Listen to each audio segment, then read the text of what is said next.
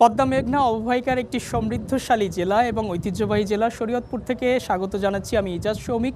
N Mohammad ব্যালটে Bangladesh অনুষ্ঠান থেকে আজকে আমাদের সঙ্গে কথা বলার জন্য অনেকে উপস্থিত রয়েছেন, এখানকার সম্মানিত ভোটাররা রয়েছেন। তার আগে মূল অনুষ্ঠানে যাওয়ার আগে সংক্ষেপে যদি একটু বলে রাখি যে ত্রয়োদশ জাতীয় সংসদ নির্বাচন এবং গণভোটকে সামনে রেখে এখানকার মানুষ উন্মুখ হয়ে আছে সামনের দিনে ভোট দেওয়ার জন্য, অর্থাৎ আগামী 12ই ফেব্রুয়ারি যে ভোটটি অনুষ্ঠিত হতে যাচ্ছে সেই ভোট দেওয়ার জন্য সবাই উন্মুখ হয়ে আছে।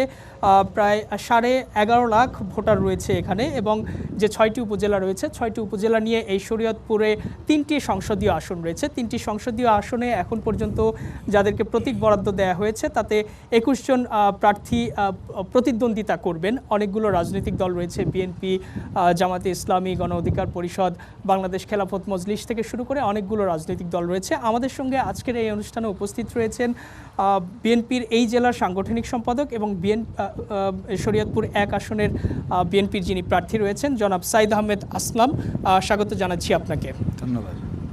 একই সঙ্গে আমাদের অনুষ্ঠানে রয়েছেন গণ অধিকার পরিষদের যিনি প্রতিদ্বন্দ্বিতা করছেন শরীয়তপুর 1 আসন থেকে জনাব ফিরোজ আহমেদ, তাকেও স্বাগত জানাচ্ছি। ধন্যবাদ। 11 দলীয় জোটের প্রার্থী এবং বাংলাদেশ খেলাফত মজলিসের মহাসচিব জনাব মাওলানা জালালউদ্দিন আহমেদ, তিনি আমাদের অনুষ্ঠানে উপস্থিত রয়েছেন। স্বাগত জানাচ্ছি আপনাকে। আপনাকেও ধন্যবাদ। অনুষ্ঠানের একদম শুরুতে আমরা একটু যেতে চাই আমাদের সহকর্মী চ্যানেল 24-এর শরীয়তপুরের প্রতিনিধি এবং যিনি এই এলাকারই বাসিন্দা এবং দীর্ঘদিন গণমাধ্যমে কাজ করেছেন। এই এলাকার সমাজ সংস্কৃতি থেকে শুরু করে রাজনৈতিক বিষয়, উন্নয়ন, নানা সংকট, নানা দিক দিয়ে তিনি বহুদিন ধরে এখানে কাজ করছেন। অনেক অভিজ্ঞ একজন মানুষ। আমরা সরাসরি নুরুল আমিন রবিনের কাছে জানতে চাই এখানকার সামনের নির্বাচনকে কেন্দ্র করে এখানকার ভোটাররা কি চিন্তা করছেন, তাদের কি ধরনের সংকট রয়েছে, সম্ভাবনা রয়েছে, সব কিছু মিলে আমরা তার কাছে জানতে চাই। জি রবিন। শ্রমিক, আপনি আগে যেমনটা বলছিলেন যে পদ্মা মেঘনা বেষ্টিত শরীয়তপুর জেলা, তো এই জেলার উপরেই কিন্তু বাংলাদেশের বৃহত্তম অবকাঠামো পদ্মা সেতু নির্মাণ করা হয়েছে এবং এই পদ্মা সেতুর দক্ষিণ প্রান্তের যেই অংশটি রয়েছে জাজিরা প্রান্ত যেটিকে বলা হয়, সেই জাজিরাকে বলা হয় দক্ষিণ পশ্চিমাঞ্চলের 21 জেলার প্রবেশদ্বার।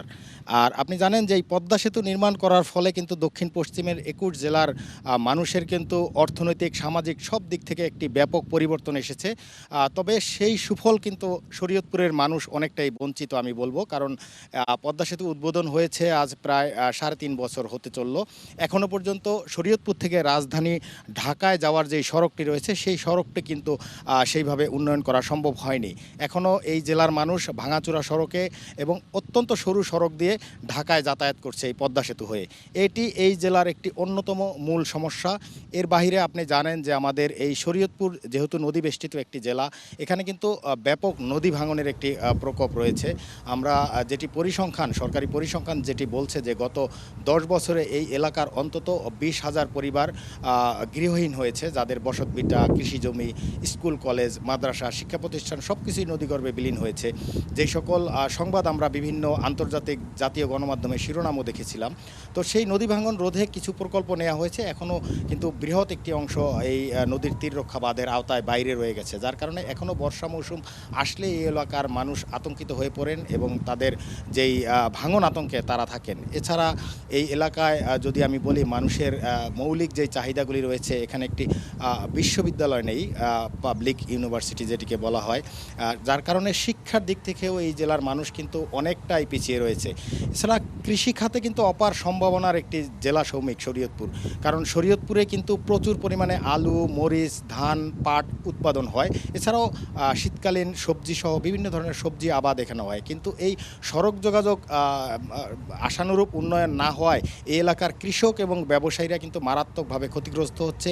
এখানে কোনো সবজি বা আলু সংরক্ষণের জন্য কোনো কোল্ড স্টোরেজ নেই, যার কারণে কৃষকরা কিন্তু তাদের উৎপাদিত পণ্যের যেই মজুদের ব্যাপারটি সেখানে মারাত্মকভাবে ভোগান্তিতে পড়ছে।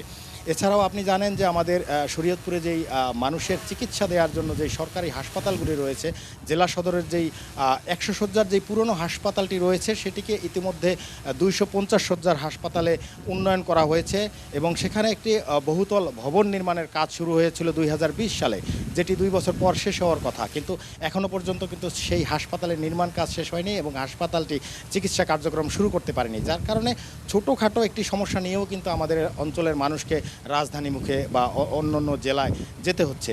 তো সব মিলিয়ে শরীয়তপুরের মানুষ কিন্তু প্রতিটি স্তরেই আমরা দেখেছি অবহেলিত এই এলাকার মানুষের বিভিন্ন ধরনের সমস্যা নিয়ে আমরা বিভিন্ন সময় গণমাধ্যমে সংবাদ পরিবেশন করেছি। এলাকাবাসীর সাথে আমাদের যে কথোপকথন হয়েছে এবং আমরা একজন সংবাদকর্মী হিসেবে তাদের সাথে যেটি জানতে পেরেছি যে তারা যেটি প্রত্যাশা করছে যে আগামী নির্বাচনে যারা এই অঞ্চলের প্রতিনিধিত্ব করবেন সংসদে, তারা এই অঞ্চলের মানুষের কথা বলবেন এবং এই অঞ্চলের উন্নয়নের কথা বলবেন। রবিন, আপনাকে ধন্যবাদ। নিশ্চয়ই তার বক্তব্যের মধ্য দিয়ে শরীয়তপুরের একটা সামগ্রিক একটা প্রেক্ষাপটের ধারণা পেলেন আপনারা। একটু বলে রাখি যে রাজনৈতিক যে প্রেক্ষাপটের দিকে যদি একটু আমরা আলোচনা করি, যে স্বাধীনতার পর থেকে এ পর্যন্ত যতগুলো সংসদ নির্বাচন হয়েছে তার মধ্যে সাবেক সামরিক শাসক এরশাদের সময় থেকে অর্থাৎ ৮৬-র পর থেকে যতগুলো নির্বাচন হয়েছে, ৮৬ নির্বাচন বাদ দিলে বাকি সবগুলো নির্বাচনেই কিন্তু এখানকার ৩টি আসনেই আওয়ামী লীগের প্রার্থী জিতেছে। অর্থাৎ সেই হিসেব করলে বলা যায় যে এখানে আওয়ামী লীগের একটা বড় ভোট ব্যাংক রয়েছে। কিন্তু নতুন বাস্তবতায় বা ৫ আগস্ট পরবর্তী গণ অভ্যুত্থান পরবর্তী যে বাংলাদেশ, সেই বাস্তবতায় আওয়ামী লীগের রাজনীতির করার এখন সুযোগ নেই।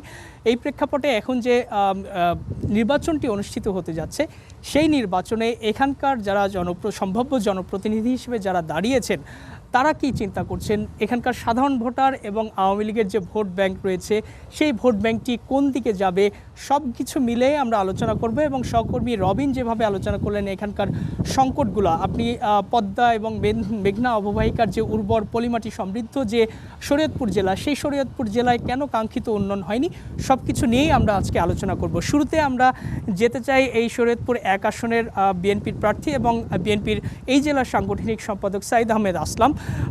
যে বিষয়টি আপনি নিশ্চয়ই শুনলেন, এখানে আওয়ামী লীগের বড় ভোট ব্যাংক রয়েছে, তারপরেও এখানে সাধারণ ভোটাররা রয়েছে। নিজেদেরকে মানুষ কেন বিএনপিকে ভোট দেবে, আপনারা কি ভাবছেন, কেন মনে হয় যে আপনাদেরকে ভোট দেবে মানুষ? ধন্যবাদ চ্যানেল 24-কে এন মোহাম্মদ বেলার বাংলাদেশের আয়োজিত এই অনুষ্ঠানে আমাকে স্বাগত জানার জন্য ধন্যবাদ জানাচ্ছি। যারা দর্শক আছেন তাদের সকলকে ধন্যবাদ জানাচ্ছি, আমার পালং জাজিরাবাসীর সকল ভোটারদেরকে। আসলে এখানে ভোট দেওয়ার একটি মাত্র সবচেয়ে বড় প্রধান কারণ যে বাংলাদেশ জাতীয়তাবাদী দল একটা বৃহত্তম দল বাংলাদেশে, এবং সবচেয়ে বড় কথা তারা স্বাধীনতার পক্ষের একটি শক্তিশালী দল এবং তারা জনগণের অধিকার নিয়ে সবসময় কাজ করে। তারা জনগণের অধিকার, তারা গণতন্ত্রের অধিকার, তারা ভোটের অধিকার নিয়ে বারংবার কাজ করেছে।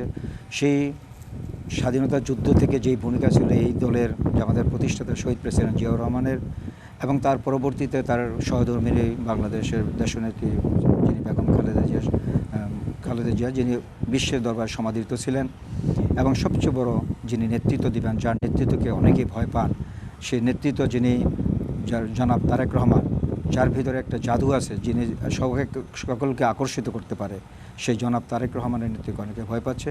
তো এই সব কিছু মিলে আমরা বিশ্বাস করি যে বাংলাদেশ জাতীয়তাবাদী দলের প্রতি এই জনগণের, এই বাংলাদেশের মানুষের অত্যন্ত আস্থা যে একমাত্র তারাই পারবে এই দেশকে একটা সুশাসন করতে, এবং তারা পারবে জনগণের অধিকার নিয়ে তাদের যে অধিকার আছে সেগুলো তারা ফিরিয়ে দিতে পারবে। ধন্যবাদ আপনাকে। আমরা এবার যেতে চাই গণ অধিকার পরিষদের শরীয়তপুর ১ আসনের প্রার্থী জনাব ফিরোজ আহমেদের কাছে। এখানে তো শরীয়তপুর ১ আসনে আমরা জানি যে প্রতীক বরাদ্দ দেওয়া হয়েছে ৮ জনকে। এই ৮ জন প্রতিদ্বন্দ্বিতা করছে এবং তার মধ্যে অনেক রাজনৈতিক দলগুলো রয়েছে, অন্যান্য যে বড় রাজনৈতিক দল যেভাবে আমরা বলি সেই রাজনৈতিক দলগুলো রয়েছে। কিন্তু জনগণ গণ অধিকার পরিষদের ট্রাক প্রতীককে কেন বেছে নেবে একটু বলবেন? মোহাম্মদ ওয়াটার ট্যাঙ্ক, যা পানিকে রাখে শতভাগ বিশুদ্ধ। এন মোহাম্মদ ওয়াটার ট্যাঙ্ক, বিশুদ্ধ পানির ব্যাগ। ধন্যবাদ। চ্যানেল 24 কর্তৃক আয়োজিত এন মোহাম্মদ ব্যালটে বাংলাদেশ অনুষ্ঠানের আজকের সকল দর্শক এবং শরীয়তপুর ১ আসনের সাধারণ জনগণকে আমার অন্তরের অন্তঃস্থল থেকে শুভেচ্ছা অভিনন্দন। গণ অধিকার পরিষদ আসলে একটি তারুণ্য নির্ভর দল। আমরা তরুণরা মাঠে ঘাটে সমাজে সব জায়গায় চড়ে বেড়াই। তো সেক্ষেত্রে অন্য অন্য দলের প্রার্থীদের থেকে আমরা ইয়াং এবং সমাজের বাস্তব চিত্রগুলো নিজের চোখে দেখার সুযোগ হয়, এবং সেক্ষেত্রে আমরা সারা বাংলাদেশে এই ৫৪ বছরে যেই উন্নয়ন হয়নি এবং যেই ধরনের অবকাঠামোগত যেই অবনতি হয়েছে, যেমন স্কুল, কলেজ, হাসপাতাল এবং বিভিন্ন প্রতিষ্ঠানের সেবা নিতে গিয়ে দেখা গেছে যে সাধারণ জনগণ যেই হয়রানির শিকার হয় সেইগুলো আমরা নিজের চোখে উপলব্ধি করি, এবং আমরা একটু তরুণ বলেই একটু বেশিটা প্রতিবাদী হই, এই কারণে যে সাধারণ জনগণের পক্ষে আমরা একটু জোর গলায় কথা বলার চেষ্টা করি এবং এটা চেষ্টা করি যে অবশ্যই সাধারণ জনগণ যাতে নির্বিঘ্নে গিয়ে একটি হাসপাতালে সঠিক চিকিৎসাটা পায়, একটি থানায় গিয়ে সঠিকভাবে মামলাটি করতে পারে এবং কোর্টে গিয়ে ন্যায় বিচার পায়। এই ধরনের তথ্যগুলো আমরা তুলে নিয়েছি এবং এটি আমরা জনগণের কাছে গিয়ে বলতেছি এবং বলবো, এবং জনগণ বলেছে যে আমরা তো আসলে কোনো নেতার কাছে বা কোনো দলের কাছে মানে সারা মাসের ইনকাম চাই না বা কোনো খাবার দাবার চাই না। আমরা চাই এই যে সেবাধর্মী যে প্রতিষ্ঠানগুলো আছে সেখানে গেলে ভিআইপিরা যেভাবে সেবা পায় আমরা সাধারণ জনগণও যেন সেইভাবেই সেবাটা পাই। আমরা জনগণকে একটাই জিনিস জানাচ্ছি যে আপনাদের জনগণ এই দেশের মালিক, আপনাদেরকেই মালিকানা ফিরিয়ে দেওয়া হবে। ইভেন এছাড়া যত সরকারি কর্মকর্তা কর্মচারী আছে তারা হচ্ছে আমাদের টাকায়, আমাদের ট্যাক্সের টাকায়, আমাদের বেতনে তারা চলে। আমরা আমাদের এই দেশটাকে সুন্দর করে সাজানোর জন্য তাদেরকে আমরা নিয়োগ করেছি। ধন্যবাদ সবাইকে। ধন্যবাদ জানাচ্ছি আপনাকে। আমরা একটু 11 দলীয় জোটের প্রার্থী এবং বাংলাদেশ খিলাফত মজলিসের মহাসচিব জনাব জালালউদ্দিন আহমেদের কাছে যেতে চাই। জনাব আহমদ, আমরা দেখেছি যে ভোটের মাঠে বিএনপি আওয়ামী লীগ একটা দ্বিদলীয় বৃত্ত দীর্ঘ বছর ছিল এবং জনগণ নৌকা বা ধানের শীষ প্রতীকেই বেশি ভোট দিত এবং এই শরীয়তপুর 1 আসনে একচেটিয়াভাবে আওয়ামী লীগই সবসময় নৌকা প্রতীকে ভোট পেয়েছে। সেই জায়গাটায় আপনারা 11 দলীয় জোটের প্রার্থী হিসেবে রিকশা প্রতীকে প্রতিদ্বন্দ্বিতা করছেন। জনগণ প্রতীক হিসেবে রিকশা প্রতীককে হয়তো নতুন হিসেবে দেখছে। আপনার কি মনে হয় জনগণ আপনাদেরকে বেছে নেবে? জি, ধন্যবাদ আপনাকে। এন মোহাম্মদ ব্যালটে বাংলাদেশ, আমি সবাইকে ধন্যবাদ জানাই এবং আমি ধন্যবাদ জানাই আমার জাজিরা পালংয়ের ভোটারদেরকে। আসলে আজকে বলতে খুব দুঃখ হয় যে দেশ স্বাধীন হওয়ার পর এই 53 বছরে সারা বাংলাদেশে সবচেয়ে অবহেলিত এবং বঞ্চিত দেশ হলো শরীয়তপুর। এই শরীয়তপুরে মানুষ সর্বদিক দিয়ে উন্নয়ন বঞ্চিত, অধিকার বঞ্চিত, আরও অনেক সমস্যায় জর্জরিত। তা আমরা দেখছি, জনগণ দেখছে যে ঘুরে ফিরে এই বাংলাদেশে 2টি দল বা 3টি দলেই ক্ষমতায় আসছে, কিন্তু তাদের মাধ্যমে আমাদের শরীয়তপুরের কাঙ্ক্ষিত উন্নয়ন সম্ভব হয় নাই। শরীয়তপুরে আজকে আমাদের রাস্তাঘাট যে যোগাযোগ ব্যবস্থার সমস্যা, ভালো হসপিটাল নেই, ভালো শিক্ষা প্রতিষ্ঠান নেই, বেকারত্ব সমস্যা, চাঁদাবাজ দখলবাজির সমস্যা এবং আরও নানাবিধ সমস্যায় শরীয়তপুরবাসী জর্জরিত। আমি মনে করি এবার শরীয়তপুরের লোক মুখিয়ে আছে নতুন কিছু পাওয়ার জন্য, যেহেতু এই 2-3টি দলকে মানুষ দেখেছে, কিন্তু আমাদেরকে মানুষ এখনও আমাদের শাসন, আমাদের সততা দেখতে পায় নাই। তাই আমি মনে করি জনগণ নতুন কিছু চায়। সেই হিসাবে শরীয়তপুর জনগণ আমাদের 10 দলীয় জোটের প্রার্থী হিসাবে আমাদের রিকশা মার্কাকে বেছে নেবে। ধন্যবাদ আপনাকে।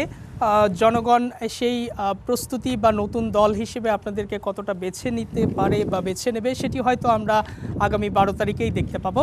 তবে আমরা এই মুহূর্তে আমাদের সামনে উপস্থিত রয়েছেন যাদের ভোটে এখানকার সম্ভাব্য জনপ্রতিনিধিরা নির্বাচিত হবেন, সেই সম্মানিত ভোটাররা আমাদের সামনে রয়েছেন। তার আগে একটু বলে রাখি যে স্বাধীনতা 54 বছর পেরিয়ে গেলেও এখানে যেভাবে রাজনীতি চলেছে, যেভাবে জনপ্রতিনিধিরা নির্বাচিত হয়েছে, ইতিমধ্যেই শুনলেন এই শরীয়তপুরে আসলে সেই মাত্রায় কাঙ্ক্ষিত উন্নয়ন হয়নি। এখানে আসলে উন্নয়ন না হওয়ার পিছনে জনপ্রতিনিধিদের কোন ব্যর্থতাগুলো বা কেন হয়নি যদি একটু বলেন। আপনি তো দীর্ঘ বছর এই জনপদে বসবাস করছেন। স্বাধীনতার 54 বছরেও এই আপনি যেটা বলেছেন যে আওয়ামী লীগ বারবার নির্বাচিত হয়েছে, আসলে নির্বাচিত হওয়ার পর আমরা বঞ্চিত হয়েছি। এই শরীয়তপুরে আপনার 21 জেলার প্রবেশদ্বার পদ্মা সেতু, আপনি দেখতে পারবেন যে পদ্মা সেতু টোল প্লাজা গোল চত্বরের সাথে একটা টার্মিনাল হচ্ছে, বাস টার্মিনাল, সেটাও কিন্তু জনস্বার্থবিরোধী হচ্ছে। সেটা পূর্বে যারা ছিল শাসন তারা করে গেছে জনস্বার্থবিরোধী। পূর্বনাড়ুয়া, পালিচর, বড়গান্ধী, কুন্ডিচর, এখানে বেড়িবাঁধ হয়নি, হাজার হাজার বাড়িঘর ভেঙে যাচ্ছে। বিগত সরকার যারা ক্ষমতা ছিল তারা দেখেছি নিজেদের পকেট ভারী করেছে। আমার প্রশ্ন, এখানে 3 জন প্রার্থী আছেন, তারা নির্বাচিত হলে আমাদের ভোটে নির্বাচিত হলে তারা কী করবেন, আমরা এটা তাদেরকে জানতে চাই। ধন্যবাদ।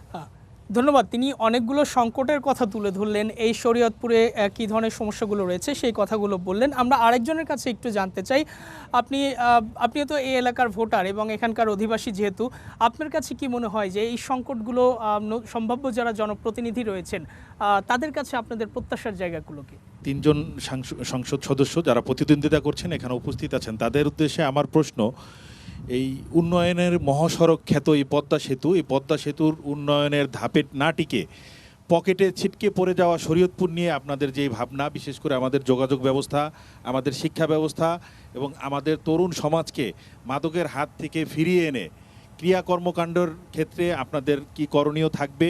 ধন্যবাদ আপনাকে। আমরা শুরুতেই জনাব মোহাম্মদ সাইদ আহমেদ আসলামের কাছে জেনে যেতে চাই, যিনি এই আসনে বিএনপির প্রার্থী। সর্বশেষ যিনি যে সম্মানিত ভোটার কথা বললেন যে এখানে যারাই এ পর্যন্ত জনপ্রতিনিধি নির্বাচিত হয়েছেন, স্বাধীনতার 54 বছর পেরিয়ে গেলেও শরীয়তপুরের কাঙ্ক্ষিত উন্নয়ন হয়নি, বরং নিজেদের ব্যক্তি উন্নয়ন করেছেন অনেকে, এবং ব্যক্তি উন্নয়ন করার ফলশ্রুতি এবং পরবর্তীতে আমরা 5 আগস্ট পরবর্তী সময় দেখেছি যে তারা কিভাবে দেশ থেকে অনেকে সরে গেছেন বা চলে গেছেন, বা অনেকে বাধ্য হয়ে পালিয়ে গেছেন, যেহেতু এটা আওয়ামী লীগের একটা বড় ভোট ব্যাংকের এরিয়া। সামনের দিনগুলোতে বিএনপি জনগণের প্রত্যাশা কতটা পূরণ করতে পারবে? এই যে সমস্যাগুলোর কথা বললেন, আপনারা সেই সমস্যাগুলো অ্যাড্রেস করতে পেরেছেন কিনা?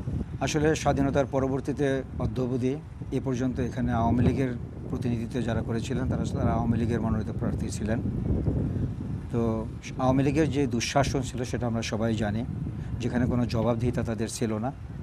তারা স্যাংশন ঠিকই হয়েছে, কিন্তু সে তুলনায় কিন্তু আসলে কাজ হয়নি, সেটা আপনারা সকলেই আমরা এই ব্যাপারটা জানি। আজকে আমাদের কয়েকটা ভাই কথা বললেন যে তারা এখানে কিছু কিছু জায়গা কিছু স্যাংশন হয়েছে, যেটা জনগণের যে একটা চাহিদা সেটাকে কোনো একটা পরিসংখ্যান তারা অ্যাকুরেট করেনি, পরিসংখ্যান না করেই তারা কিন্তু সেটা করেছেন। আবার অনেক কিছু আছে যে যেখানে যেটা প্রত্যাশা উচিত ছিল সেটা কিন্তু হয়নি।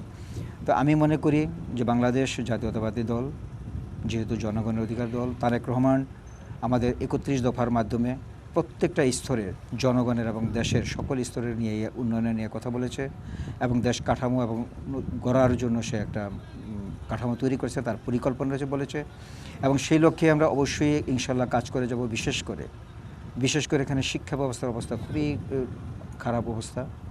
এখানে চিকিৎসা ব্যবস্থা নেই বললেই চলে, এবং কিছু একটা অঞ্চল আছে যেটা আমাদের নদীর থেকে একদম আরেকটা এরিয়াতে, যাদের ওই নদী পার হয়ে আসতে প্রায় 1.5 ঘন্টার মতো লাগে, যেটা কুণ্ডের চর নামে পরিচিত।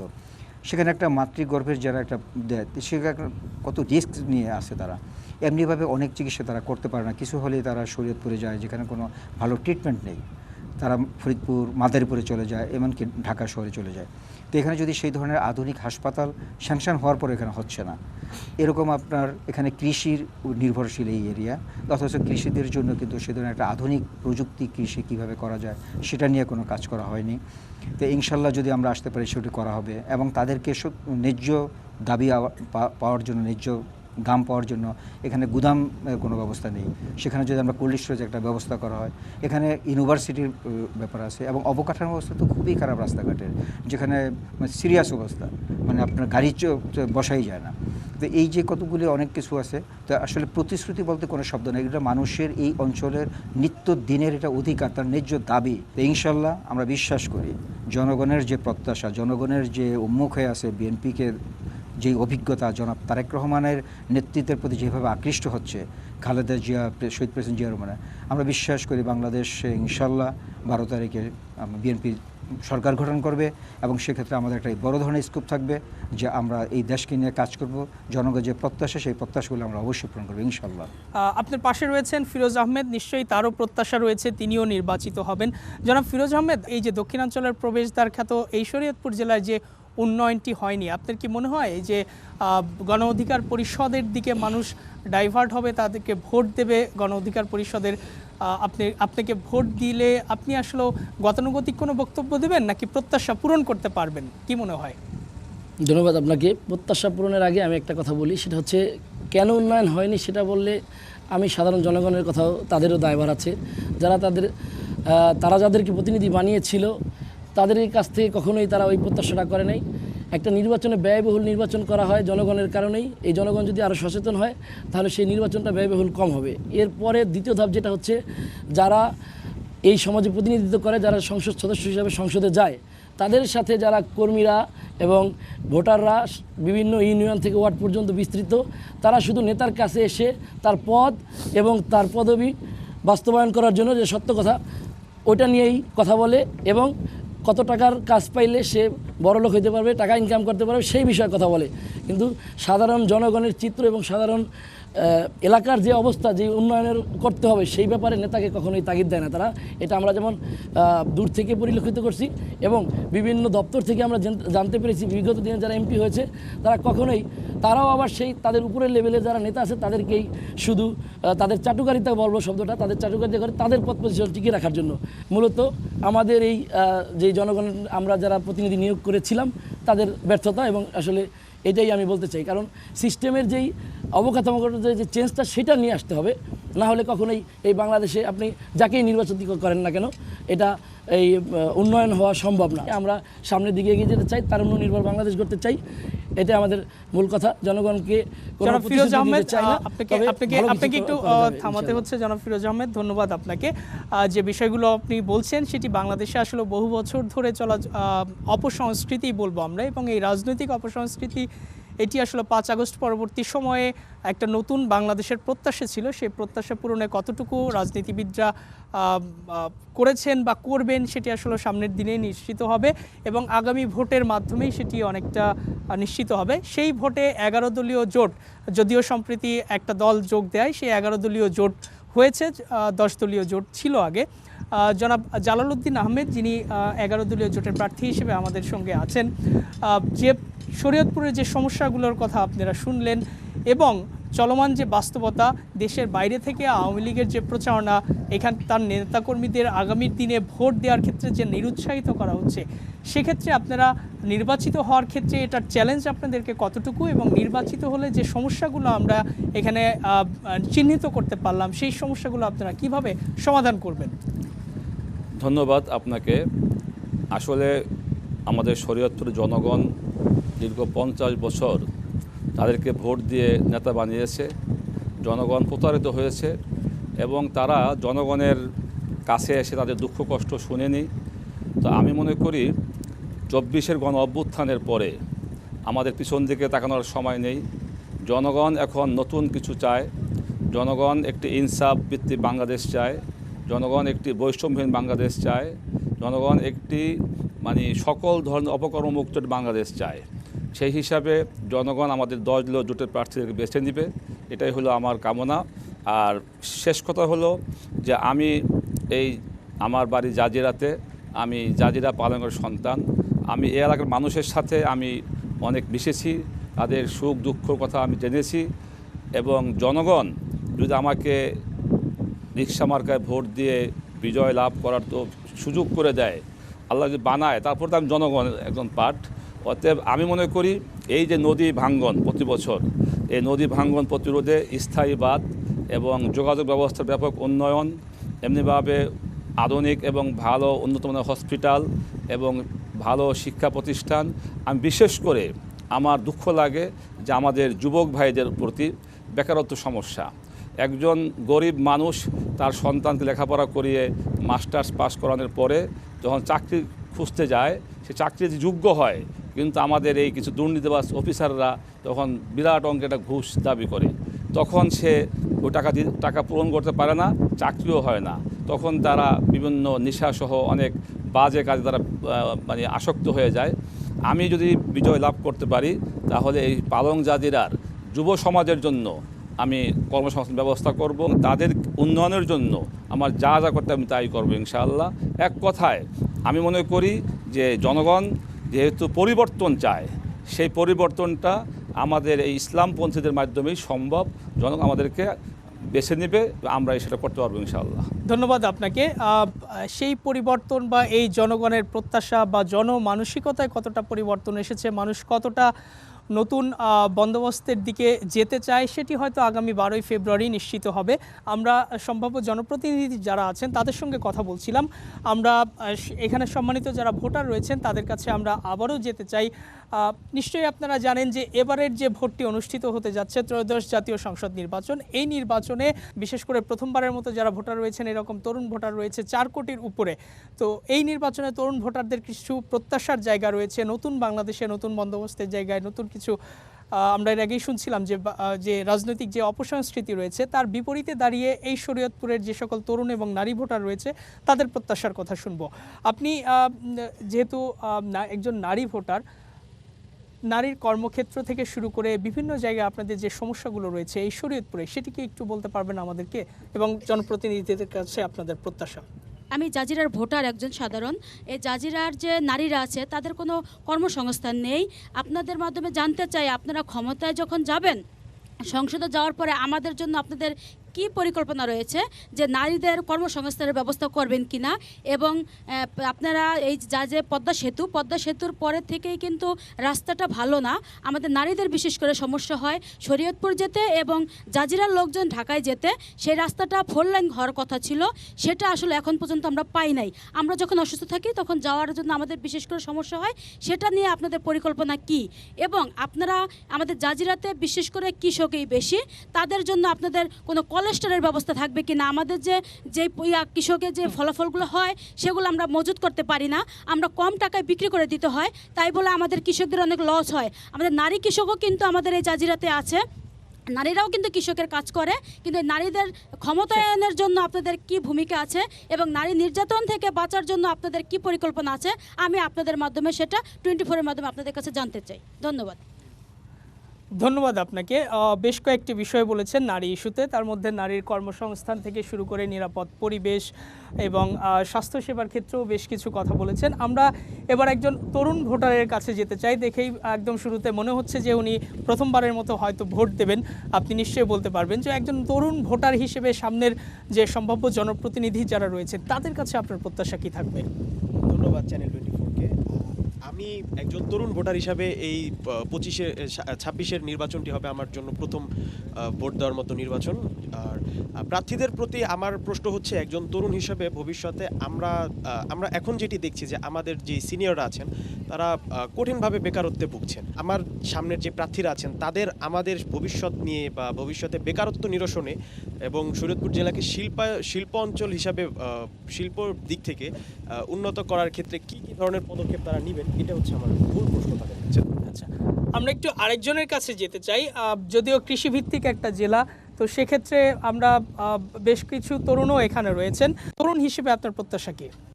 আমি একজন তরুণ ভোটার এই এলাকার। প্রার্থীরা সামনে উপস্থিত আছেন, আমি প্রার্থীরা হয়তো অবগত আছেন আমাদের এই পালং জেলা তথা এই অঞ্চলটা একটা মাদকের অভয়ারণ্য হিসেবে তৈরি হয়েছে। আপনাদের কাছে আমার প্রশ্ন থাকবে, আপনারা যে কোনো একজন যদি জনগণের ভোটে নির্বাচিত সংসদে যেতে পারেন, তাহলে আমাদের এই মাদক বিক্রেতা ক্রেতা এবং কি মাদক যারা গ্রহণ করে সেবন করে তাদের নিধন করার জন্য আপনাদের কি পরিকল্পনা রয়েছে সেটা আমাদেরকে একটু জানাবেন। ধন্যবাদ আপনাদেরকে। ধন্যবাদ আপনাকে। মাদকের সমস্যা রয়েছে, তার ব্যতিক্রম আসলে শরীয়তপুর জেলাও নয়। এবং আরেকজন তরুণ ভোটার যিনি প্রথমবারের মতো ভোট দেবেন, তিনি যেটি বলছিলেন যে এবার এই শরীয়তপুর জেলায় বেকার যে সমস্যা রয়েছে সেই বেকার সমস্যা বেশ প্রকট। বেকার সমস্যা থেকে নিশ্চয়ই সম্ভাব্য জনপ্রতিনিধিরা ব্যবস্থা নেবেন। এবং একজন নারী ভোটারের কথা আমরা শুনেছি। সব মিলে আমরা একদম সর্বডানে যিনি রয়েছেন খেলাফত মজলিসের মাওলানা জালালউদ্দিন আহমেদ, তার কাছে আমরা একটু যেতে চাই। আপনি নিশ্চয়ই শুনলেন তরুণ এবং নারী ভোটারদের যে বক্তব্য। একজন নারী ভোটার তার নিরাপদ কর্মপরিবেশ এবং কর্মসংস্থান দুটাই চান। এই যে এত প্রত্যাশার চাহিদা, সেই চাহিদা আসলে কি আপনারা পূরণ করতে পারবেন? আপনাদের কর্মকৌশল কি আছে? জি, ধন্যবাদ আপনাকে। আসলে নারী জাতি আমাদের মাতৃজাতি, সম্মানিত জাতি। আর আমাদের বাংলাদেশে নারী ভোটার প্রায় অর্ধেক নারী ভোটার। যদি আমরা বিজয় লাভ করি, আমরা নারীদের জন্য অত্যন্ত নিরাপদ কর্মসংস্থান ব্যবস্থা করব এবং আমাদের নারীদের প্রতি অনেক শ্রদ্ধা সম্মান আছে এবং নারীদের আমরা কর্মঘণ্টা কমিয়ে আনবো, অর্থাৎ তারা কাজ করবে কম, বেতন পাবে বেশি। আমরা এই ব্যবস্থা আমাদের ইতিমধ্যে আমাদের 10 দলীয় জোটের যিনি একজন গুরুত্বপূর্ণ নেতা জামাতের আমির ডক্টর শফিকুর রহমান সাহেব বলেছেন যে আমরা নারী জাতিকে যদি আমরা ফুল 8 ঘন্টা ডিউটিতে রাখি তারা এমনিতে একটু শারীরিকভাবে একটু দুর্বল, তাদের কষ্ট বেশি হয়। এই জন্য আমরা যদি সুযোগ পাই তাহলে আমরা নারীদেরকে কাজ কমিয়ে দিব এবং তাদের স্যালারি বেতন ভাতা আমরা বাড়িয়ে দেব। অর্থাৎ নারী জাতির জন্য আমরা ব্যাপক ভিত্তিক আমাদের পরিকল্পনা আছে। দ্বিতীয় বিষয় হলো আমি আগেও বলছি যে তরুণদের বেকারত্ব সমস্যা যদি আমরা সুযোগ পাই, অন্তত বিশেষ করে পালং জাজিরায় আজকে আপনি জানেন এই পদ্মা সেতু হওয়ার কারণে ঢাকার বহু শিল্প কলকারখানার মালিক এখানে জমি ক্রয় করেছে, আমি জানি তাদের এখানে অধীর আগ্রহ আছে, তারা এখানে শিল্পায়ন করবে। আর আমি যদি এখানে এমপি হতে পারি তাদের সাথে আমি কাঁধে কাঁধ মিলিয়ে আমি তরুণদের বেকারত্ব সমস্যাকে আমি চিরতরে দূর করার চেষ্টা করব। আর আরেকটি বিষয় হলো মাদক। এই মাদকের সমস্যা তো সারা বাংলাদেশেই ছড়িয়ে আছে। আর মাদকের যদি আপনার ডিমান্ড না থাকে তাহলে মাদক বিক্রি করবে কোথায়? মাদক কোথায় বিক্রি করবে?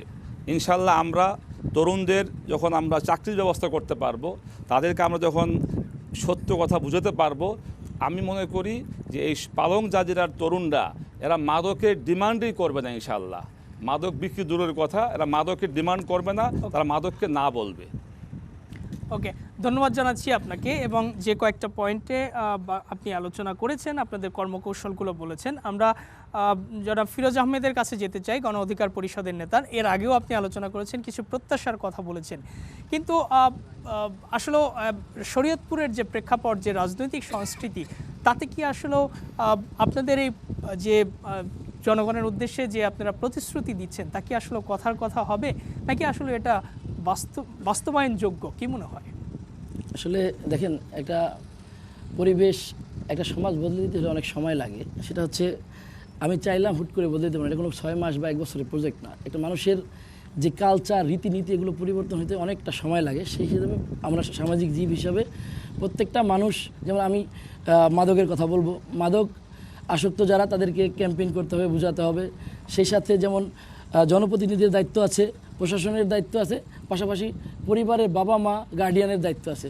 সবাই মিলে যদি ঐক্যবদ্ধ হয়ে সচেতন হই, তাহলেই আমাদের একমাত্র এই মাদক নির্মূল করা সম্ভব। কারণ মাদকের বিষয়ে আমি এর আগেও অনেকগুলো মিটিংয়ে, মাদক বিরোধী মিটিংয়ে বলেছি, আইনশৃঙ্খলা মিটিংয়ে বলেছি, এবং এই ক্ষেত্রে আসলে প্রশাসন একটু তৎপর কম।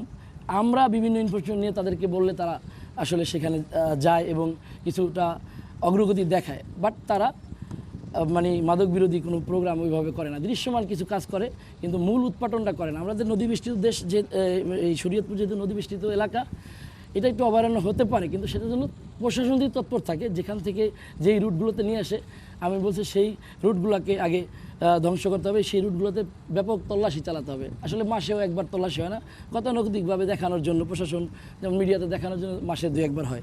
যাই হোক, এটা আর একটা হচ্ছে, আমি যে নারীর যে বিষয়টা বললেন, আমি আসলে নারীকে নারী হিসাবে দেখতে চাই না। তারা সাধারণ জনগণ, দেশের মানুষ। তারাও একজন পুরুষও যেমন একটা ভোটের অধিকারী, একজন নারীও ঠিক এরকম। একজন নারী যেহেতু ডিসি হতে পারে, নারী যেহেতু প্রধানমন্ত্রী হতে পারে দেশের, তাহলে সে নারী, সে একজন মানুষ হিসাবে বিবেচিত হবে। এবং বেকার যে যুবকের কথা বললেন, প্রত্যেকটা মানব সম্পদ উন্নয়ন আমরা একটু ভিন্নভাবে চিন্তা করি, কারণ আমরা এই প্রজন্মের মানুষ, সেই হিসাবে, কারণ আমরা মানুষকে মানুষ হিসাবে চিন্তা করি। এবং বেকার যুবক যারা বলেছেন, বেকার যুবক বলতে আসলে এই প্রত্যেকের তার নিজেদের সেলফ ডিফেন্সে উন্নয়ন করতে হবে। আমরা মানব সম্পদ যদি উন্নয়ন করতে পারি, তাহলে আসলে বেকার তো থাকবে না। আমরা একটু বিএনপি যিনি প্রার্থী আছেন সাইদ আহমেদ আসলামের কাছে যেতে চাই। বাংলাদেশের নতুন প্রেক্ষাপটে আমরা যে পরিস্থিতি, আপনার প্রতিদ্বন্দ্বী প্রার্থীরা বললেন, বেশ কিছু প্রতিশ্রুতি তারা দিলেন, তাদের কর্মকৌশলগুলোও বললেন যে কিভাবে নারী, তরুণ থেকে শুরু করে সবার প্রত্যাশা মেটাবেন। কিন্তু প্রত্যাশা মেটাতে যে আমরা যেটি দেখি যে এটি একটি কৃষি নির্ভর একটা জেলা, সেই কৃষির যে অপার সম্ভাবনা ছিল সেটির প্রত্যাশা পূরণ হয়নি। পদ্মা সেতু হওয়ার পরে যে গেটওয়েটা ছিল দক্ষিণাঞ্চলে, সেই গেটওয়ের প্রত্যাশাও শরীয়তপুর পূরণ করতে পারেনি। তো আপনারা আসলে সেটি করবেন, আর সেটি করার ক্ষেত্রে যেটি হয় নতুন নতুন প্রকল্প নেওয়া। আমরা জানি যে নতুন প্রকল্প মানেই নতুন কিছু দুর্নীতির স্কোপ তৈরি হওয়া। বড় দল হিসেবে, বিএনপির প্রার্থী হিসেবে আপনারা সেই পথে হাঁটবেন কিনা, নাকি আসলেও সৎভাবে আপনারা এই শরীয়তপুরকে ঢেলে সাজানোর চেষ্টা করবেন? একটু জনগণের উদ্দেশ্যে যদি বলেন। দেখেন, আমি ব্যক্তিগতভাবে কাজে বিশ্বাসী। আমি কথা বিশ্বাসী না। আমি মনে করি আমাদের যে তারুণের অহংকার জনাব তারেক রহমান, সেও দেশ গড়ার যে পরিকল্পনা নিয়ে কাজ করেছে, ইনশাল্লাহ শরীয়তপুরেও তার থেকে বাইরে নয়। শরীয়তপুরে ইনশাল্লাহ এই যেই স্বপ্নগুলি আছে, সেই স্বপ্নগুলি যেই দুরবস্থা আছে, সেই দুরবস্থাগুলি অবশ্যই এটা দূর হবে ইনশাল্লাহ।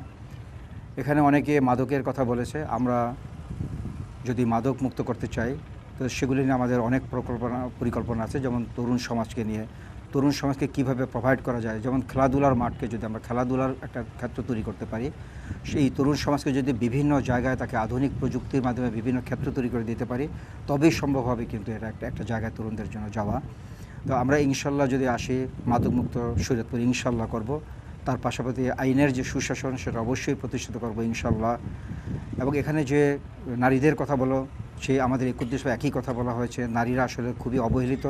সেই অবহেলিত পরে তাদেরকে আমাদের একটা ফ্যামিলি কার্ড করে দেওয়া হবে, যেখানে আমাদের তাকে একটা সম্মানের জায়গা তাদেরকে দেওয়া হবে, একটা ফ্যামিলি কার্ড পাবে, সেখানে সম্মানী ভাতা থাকবে তাদের জন্য। এবং কৃষিবিদদের যেখানে কথা আসছে, যেখানে কৃষিবিদদের জন্য সেখানে আমরা কোল্ড স্টোরেজ অবশ্যই ব্যবস্থা হবে ইনশাল্লাহ। আমরা কাজ করে সেটা আমি প্রমাণ করে দেব যে আমি কাজ করতে চাই। আমরা কাজে বিশ্বাসী এবং আমরা বিশ্বাস করি যে বাংলাদেশ জাতীয়তাবাদী দল জনগণের যে প্রত্যাশা, যেহেতু অভিজ্ঞ একটা দল যারা বিভিন্ন সময় অভিজ্ঞতা করেছে। আর আপনারা বলেন দুর্নীতির কথা, বাংলাদেশের জাতীয়তাবাদী দল দুর্নীতি তো কোনো তেমন রেকর্ড নেই। তো আপনার দুর্নীতিমুক্ত বাংলাদেশ তো অবশ্যই ইনশাল্লাহ হবে এবং আমরা কোনো অবস্থাতেই এই দুর্নীতি হতে দেব না ইনশাল্লাহ। আমি চেষ্টা করব যাতে নিজে তো দুর্নীতির সাথে সম্পৃক্ত থাকবই না এবং অন্যকে দুর্নীতি হতে আমি দিব না ইনশাল্লাহ। এটা আমার প্রত্যাশা থাকবে ইনশাল্লাহ। আমি এ লক্ষ্যে আমি কাজ করে যাব এবং আমি বিশ্বাস করি যে বাংলাদেশ জাতীয়তাবাদী দলের যে পরিকল্পনা, সেই পরিকল্পনা নিয়ে একটি সুন্দর শরীয়তপুর গড়ব এবং সবাইকে সব কাঁধ মিলিয়ে সকল প্রতিহিংসা ভুলে যে আমরা সকলে কাঁধে কাঁধ মিলে আমাদের যে সমস্যাগুলি আছে সেই সমস্যাগুলি আমরা করব। যেমন নদী শাসনের কথা, এটা স্থায়ী সমাধান কিভাবে করা যায় এবং এখানে রোডের যে কথাগুলি হলো, একটা গেটওয়ের যে কথাগুলি বললেন, সেটা একটা বরিশালের ব্যবস্থা আছে। যদি ইনশাল্লাহ হয় সেটা অবশ্যই আমরা পরবর্তীতে আমরা করব হবে। কিন্তু বর্তমানের যে বেহাল অবস্থা, প্রথম পর্যায়ে আমরা সেটাকে করব। এরিয়া ভিত্তিক আমাদের সমস্ত কাজগুলি করবো ইনশাল্লাহ। জি, থ্যাংক ইউ। ধন্যবাদ জানাচ্ছি আপনাকে। সম্ভাব্য জনপ্রতিনিধি যারা আছেন প্রত্যেকের কাছ থেকে আমরা কয়েকটি বিষয়ে শুনলাম এবং নির্বাচিত হলে তারা কি করবেন সেই বিষয়টিও বললেন এবং বড় একটি রাজনৈতিক দল বিএনপির প্রার্থী তিনি সর্বশেষ যেটি বললেন যে কাঁধে কাঁধ মিলিয়ে সকলের মতামত নিয়ে তারা কাজ করতে চান এবং দুর্নীতিমুক্ত সমাজ গঠনেও তারা ভূমিকা রাখবেন। আমরা বিশ্বাস করতে চাই নতুন প্রেক্ষাপটে নতুন বাংলাদেশে এই জনপ্রতিনিধিরা এই জনপদকে অর্থাৎ পদ্মা এবং মেঘনা অববাহিকার যে শরীয়তপুর জেলা যে সমৃদ্ধ জেলা হিসেবে তারা গড়ে তুলবেন সেই প্রত্যাশা আমরা রাখতে চাই এবং এই বক্তব্যের মধ্য দিয়ে আমরা আসলে আজকে বিদায় নিতে চাই। দেখা হবে নতুন কোনো জেলায় নতুন কোনো প্রেক্ষাপটে এবং এন মোহাম্মদ ব্যালটে বাংলাদেশ থেকে বিদায় নিচ্ছি আমি ইজাজ সৌমিক। আপনারা সবাই ভালো থাকবেন। খোদা হাফেজ।